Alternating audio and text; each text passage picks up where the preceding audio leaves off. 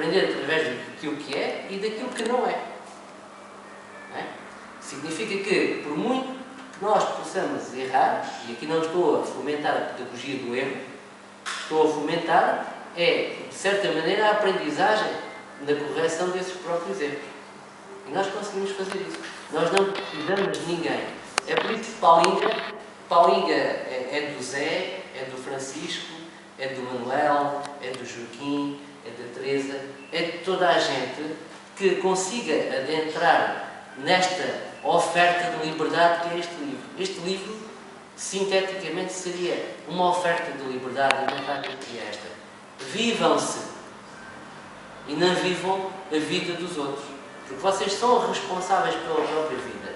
E através desse agarrar e deixar emergir o novo e poder, de certa maneira, emergir no sentido de vir à tona, de sair do nada, e nesse emergir poder nos relacionar com o novo. E se o novo fôssemos nós também amanhã, na tal renovação dos votos, do nosso intrínseco sentir, aquilo que habita dentro de nós de forma íntima e que nos permitirá fazer a luz ao caminhar e também ser resplandecentes em relação ao outro, não na tentativa de cativar ou de aprisionar o outro, mas através do exemplo que se dá na vida.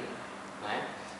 Esse mostrar que é possível, esse abolir as fronteiras, e esse abolimento começa numa primeira fase por termos noção do que é este eu, de que grito mudo é este.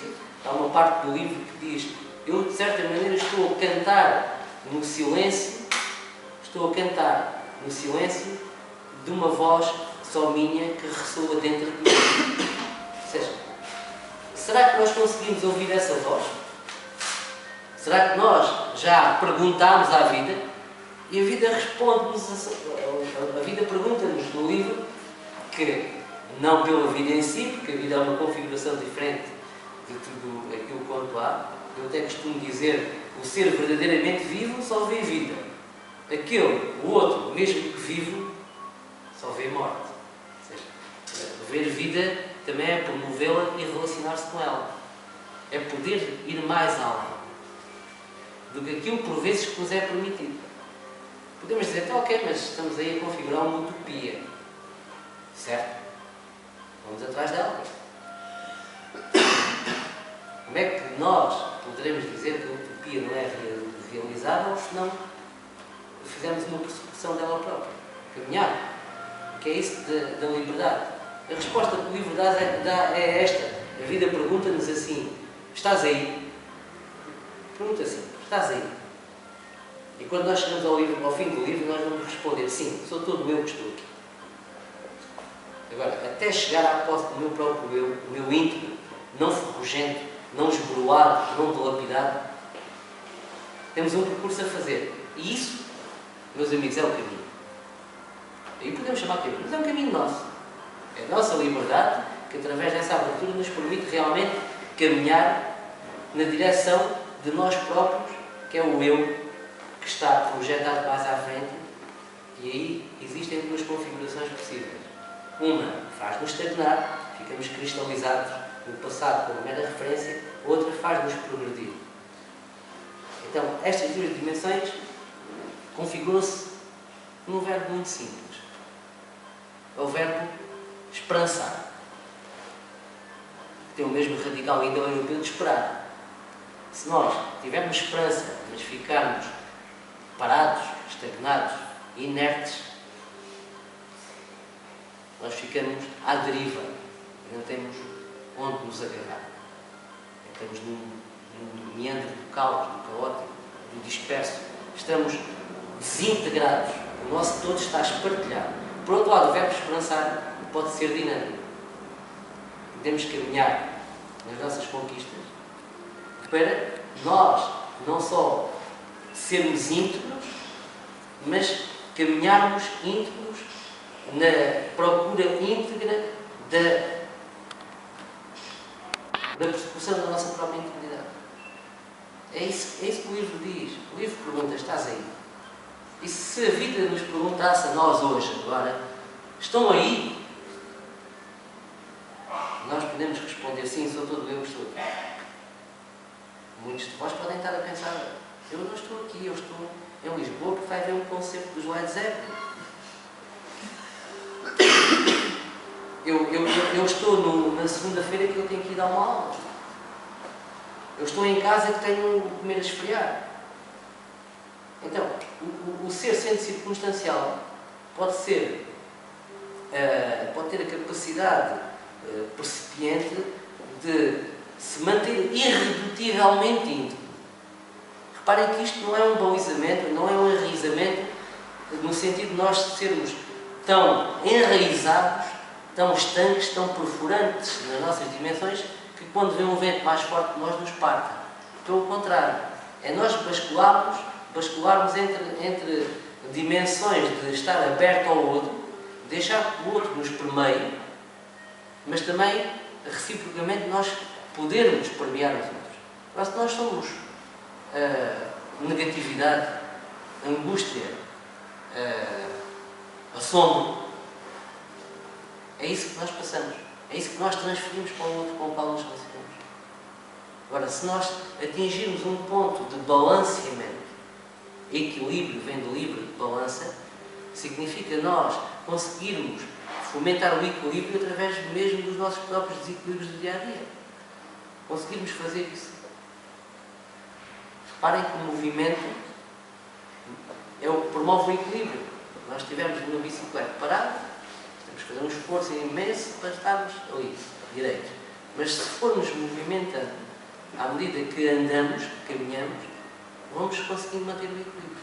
Então, o equilíbrio nada mais é que um conjunto de desequilíbrios, mesmo no nosso próprio andar. Nós damos um passo com uma perna, temos que equilibrar com a outra. Então temos que perceber que tudo aquilo que existe tem que ter o seu referencial contrário e que todas as coisas são diferentes faces da mesma moeda. E é como a vida se nos apresenta. E a vida apresenta-nos de forma assombrosa. Porque não temos instrumentos para poder lidar com ela. Mas o que nos esquecemos é que, ao não termos instrumentos para poder lidar com a vida, significa que não temos instrumentos para poder lidar connosco. Não estamos na posse do nosso próprio eu. Não somos autónomos.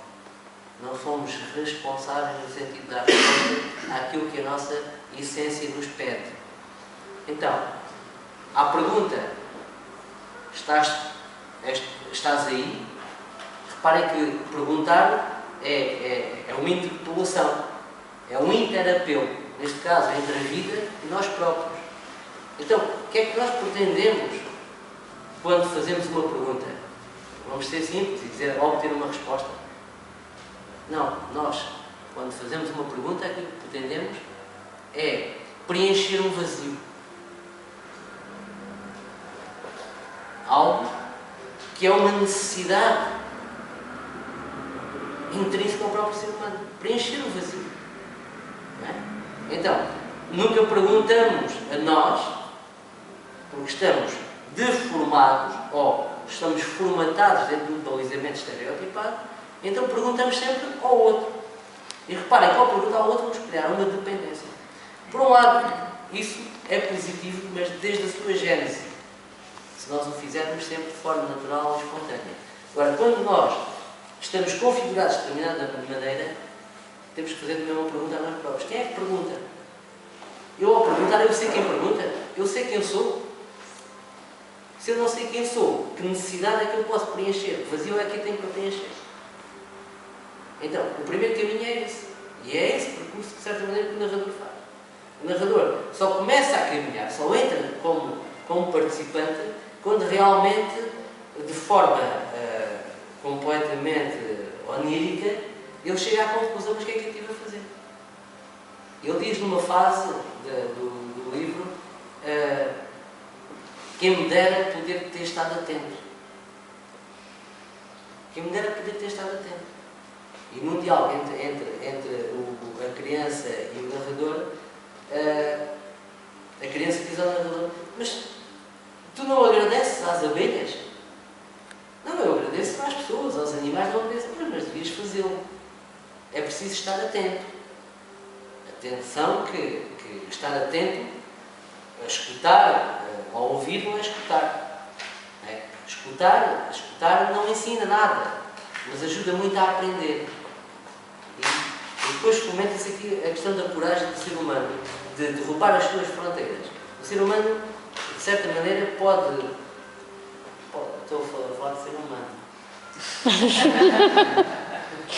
O ser humano, há uma frase epigráfica que diz: a questão do medo de viver,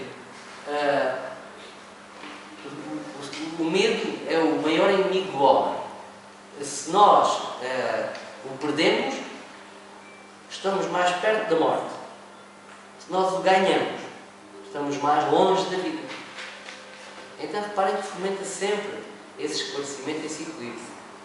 Por um lado, não devemos ser demasiadamente corajosos, desmedidamente, que será a palavra mais correta. Mas por outro lado, não devemos também ser desmedidamente medrosos, porque tanto de um lado como do outro são privações de liberdade. Não é? São privações de liberdade. O livro é muito importante pela sua gênese em todos os aspectos. Não tem implícito aqui uma fundamentação lucrativa, porque nós, escritores, não podemos ter a validade de pensar que enriquecemos com os livros, mas se alguém escreve, por alguma razão escreve. É um modo de realização, realiza-se na sua escrita, passa a sua mensagem. Isso é ser importante. Não é ser importante por ser escritor. É ser importante porque nós colocamos à disposição do outro a possibilidade de ele nos importar. Importar no sentido de trazer para dentro. E se houver qualquer coisa neste livro que vocês possam importar, e se essa importação permitir que vocês consigam ter uma vida mais leve, mais vida, o objetivo desta obra está realizado. Nem que seja um. Já é suficiente. Porque o livro também passa por essa mensagem de estar atento. Fundamentalmente é preciso estar atento. Posso-vos dar uma garantia, que é aqui um pouco descontextualizada, é que se vocês tiverem abertura, despreconceitualizada em relação ao livro, deixarem o livro vir à tona, o conteúdo do livro vir à tona, deem uma oportunidade ao livro, que garanto-vos que o livro vai ser uma oportunidade para vocês todos. Isso é o que eu vos posso dizer. Se quiserem fazer colocar alguma questão, Deixa-me então. Alguém tem que começar, não é? Isto é muito difícil comentar algo que não se conhece. Nós não nos conhecemos, não sei nada sobre a tua obra e sobre o livro na página 2. 2? Julgo eu, a primeira parte. Penso que a primeira nem é a página 1. Portanto, não, é difícil ir falar sobre o conteúdo do livro. Mas o que acabaram de dizer, eu penso que é uma aula de filosofia, como eu não tinha assistido, confesso. E filosofia numa mais íntima, na sua realidade mesmo, pela filosofia da sua realidade. Porque falarmos, às vezes é fácil, nós podemos entrar numa determinada conversa e deixamos-nos levar e a assistência fica ali, a suspense. E a gente fala, e às vezes o conteúdo é inócuo. E eu nunca tive a oportunidade de ter aulas de filosofia. No meu tempo, no secundário, não havia filosofia. E na faculdade, não, sou da área de ciências, nunca tive aulas de filosofia. Mas já ouvi falar alguns indivíduos que sabem filosofar, que não é a mesma coisa de saberem filosofia. E confesso que estou abismado com a presença da professora, mas contigo principalmente, porque nós somos daqui, é a segunda vez que nós nos vimos. Nós damos Pois, vocês são os dois, mas a professora havia há bocadinho, não é? E é a segunda vez que vejo, portanto, é muito difícil estar aqui a fazer qualquer comentário sobre o livro. O que se pode dizer é que vou ler com mais atenção. Eu costumo, todos os livros que compro, leio. Não devo ter nenhum livro em casa que não tenha lido. E só depois de ler é que podia fazer alguma coisa, mas como não posso ir agora para o carro, ler o livro e depois vir aqui fazer umas considerações... Temos a oportunidade de falar sobre isso. Portanto, direi que irei ler e teremos com certeza a oportunidade de trocar algumas impressões sobre o que o livro, de facto, em que contexto é que foi escrito, apesar das explicações que dá. Mas tocou aí numa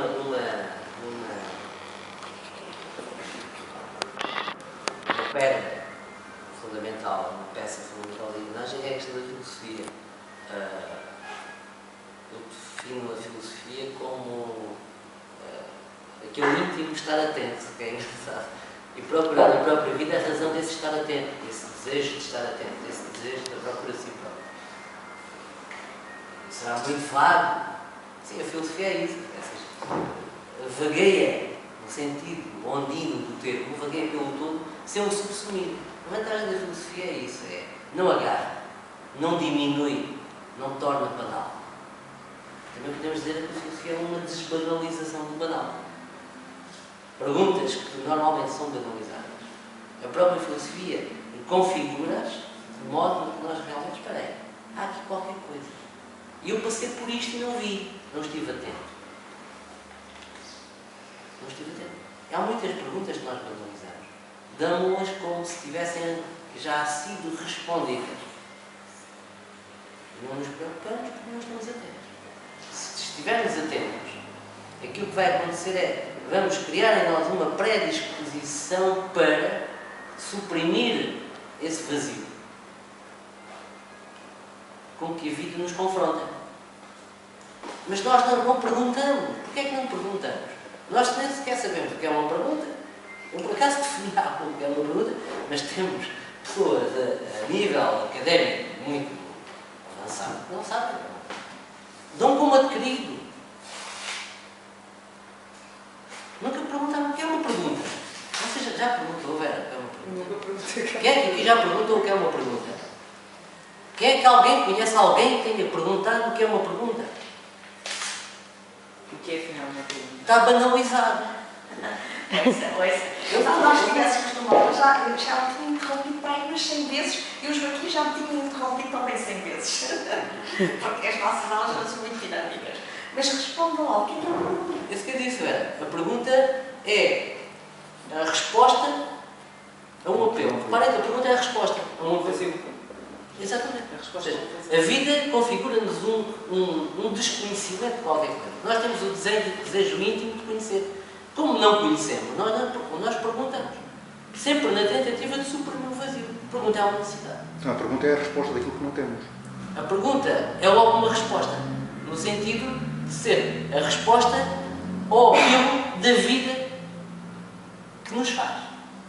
A própria necessidade que nós temos de perguntar. Exatamente. A pergunta é uma resposta.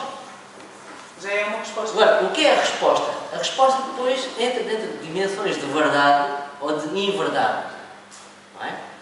Ou como se diz agora, infactualidades, não é? O que é que acontece? Acontece que nós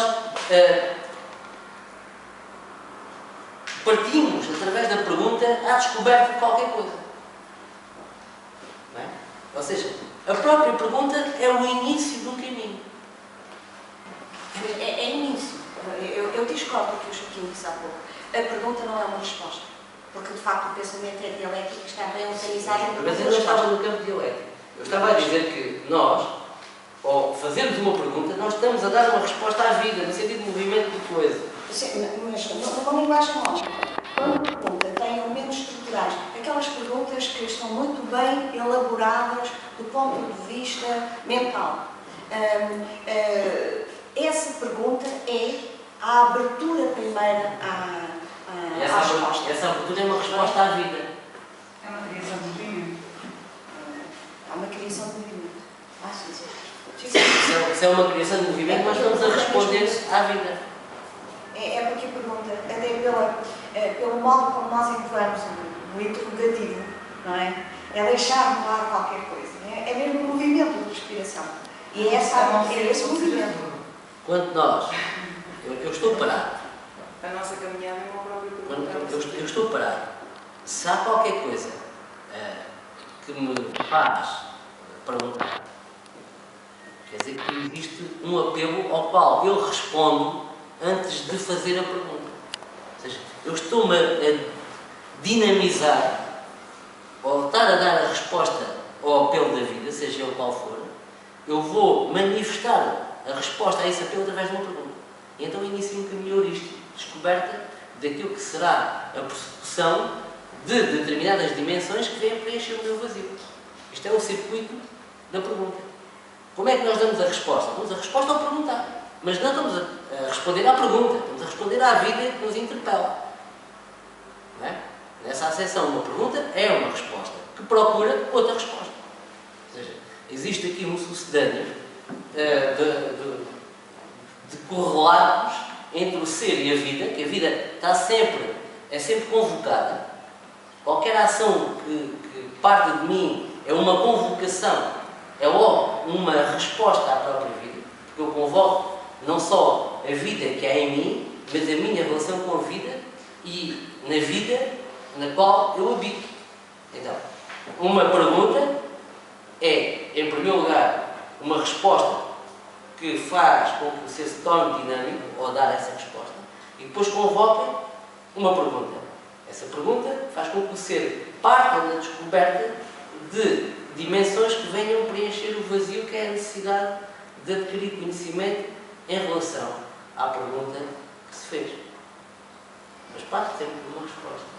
Pois, eu acho é que a pergunta está sempre muito condicionada.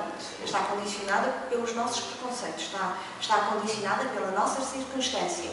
E é muito difícil libertar a pergunta destes condicionalismos e desta circunstância.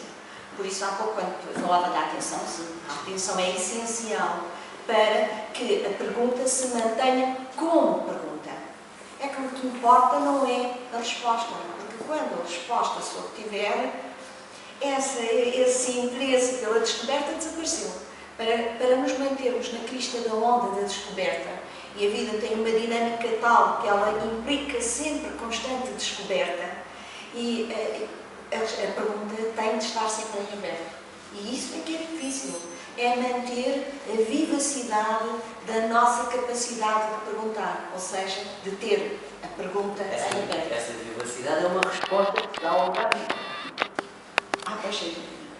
É por isso que eu estava a dizer que, numa primeira acessão, é uma resposta que se dá à vida, que é através dessa relação do ser com a vida que age, e hoje já está a responder à vida.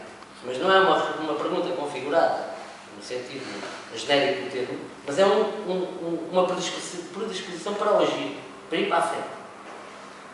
Quer seja, projetar-se. E nessa acessão, a pergunta será uma projeção também. Vamos partir à descoberta? É verdade. Eu estava só a reparar que há duas meninas e que, coitadas, estão ali a balancear os pés, etc. Com uma grande... A sua tendência da filosofia para criança. Não é? É para a atenção às crianças. Mas, e pegando na pergunta, de facto, as crianças fazem muitas perguntas, eu não sei, mas essas crianças devem ser iguais a todas as crianças e devem fazer muitas perguntas, não é? Não sei o nome delas. Mas têm ainda essa capacidade da abertura, de deixar-se admirar por aquilo que nos toca, não é? E portanto, manterem-se sempre em horizonte aberto. A resposta é muito cristalizadora, porque a resposta pode levar-nos a nunca mais fazer perguntas. Daí que o importante é fazer a Vera, quando recebe uma resposta, não é? Essa resposta pode configurar duas coisas. Uma satisfação, significa que vai preencher totalmente o vazio que existe dentro de si, ou uma insatisfação. Nunca fiquem satisfeitos com as respostas. Fiquemos. Nunca devem ficar satisfeitos com as respostas. Às vezes as próprias respostas são frustradoras da nossa curiosidade. Porque isso vai fazer a tal cristalização. Ou seja, vai nos deixar presos no passado. O passado é referência, não é caminho. O passado é referência, não é caminho. Não é à toa que nós temos um para-brises grande e um retrovisor pequeno. É para vermos a referência que está atrás, mas que nos conduzamos num caminho mais amplo e aberto e não colocar as palas. Não é? Muitas vezes aquilo que acontece é precisamente isso. Quando nós nos tornamos dependentes das tais luzes que são reluzentes, significa que nós estamos tão encandeados que nem sequer vemos o caminho para onde vamos, nem sequer conseguimos ver as nossas referências todas. E então perdemos referências. Reparem que a perda de referências pode nos levar ao radicalismo. Ao radicalismo. É como se fosse aquela estrada à volta da montanha. Se formos extremamente radicais, a fazer a curva para dentro, batemos contra o muro. Se formos extremamente desenraizados, não tivermos referências, caímos no abismo. Agora, também não é uma situação budista, no sentido de nós andarmos ali sempre na faixa do meio, porque podemos levar com aquilo que vem do outro lado, quando há o entrecruzamento das pessoas. Mas podemos sair fora dessa borda. No livro do Apocalipse, no último livro do Apocalipse, há uma frase epigráfica que diz: Deus vomitará os mortos. Tu, que não és frio nem quente, hei de vomitar-te. Significa que, mesmo dentro da vertente cristã, Deus diz: Mestre, faz-te, vive-te. Se ficares parado, se ficares à espera, não te alcançarás. E Deus pergunta a Adão: onde é que tu estás? E ele respondiu. Não respondeu. Mas Deus sabia onde é que ele estava, que é o onipotente e é o onisciente. Mas que pergunta é que ele fez? Adão, uma pergunta muito simples. Onde é que está? Onde é que tu estás no teu mundo? Em que parte de ti é que tu te situas? Em que fase da tua realização tu te encontras? Era para Deus saber? Não. Era para que Adão se perguntasse a si mesmo em que fase de si mesmo é que ele estava. E nós não fazemos isso. Os nossos desertos configuram-se através de um composto de ilusão que nós projetamos. Nós andamos, ou podemos andar, e isso é muito grave, a viver uma vida de ninguém. Há a terra de ninguém, no man's land, e nós podemos estar a viver a vida de ninguém. Porquê? Nós não sabemos quem somos. Isto agora faz-me lembrar uma frase de uma pessoa. A certa altura ele pergunta: sabes porque vives? Então, se não sabes porque vives, porque não te suicidas? Se uma pessoa coloca essa pergunta com a mesma radicalidade, se é quem é que eu sou, e ele responde: eu não sei quem sou, tenho de me suicidar. Mas lá está. Quando nós chegamos a essa plataforma, que a professora referiu muito bem, do não saber quem somos, já estamos no bom caminho. Exato. Já estamos num bom caminho. Mas será que nós conseguimos chegar aí? Não é? Ou seja, abdicar de todos os referenciais e colocar em dúvida os referenciais que temos e verificar realmente se eles são válidos naquilo que é o nosso caminhar. Ponto 1. Ponto 2. Ter humildade para reconhecer que não se sabe é um sinal de inteligência. E a humildade é sempre um sinal de abertura. Acho que é mesmo imaginar, porque eu tenho uma resposta. Mas imagina que eu lhe diria: eu não sei quem sou, mas como é que eu aprendo a ser? Como é que você me respondia? Pegando no livro, eu respondia para estar atento. Eu creio que essa é a atitude, mas eu respondi outra coisa, como eu disse.